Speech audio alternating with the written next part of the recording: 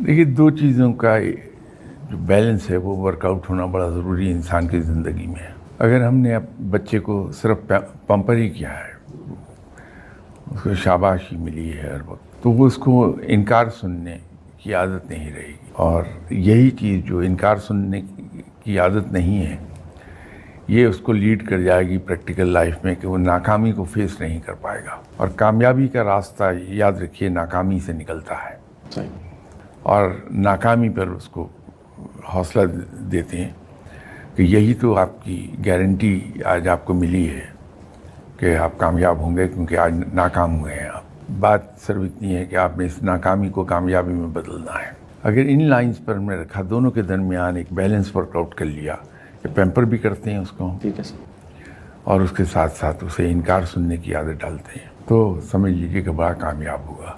صحیح. کیونکہ یہ جو پیمپر ہونے کی عادت ہے یہ تنگ کرتی ہے، پریکٹیکل لائف میں جا کے بہت تنگ کرے گی.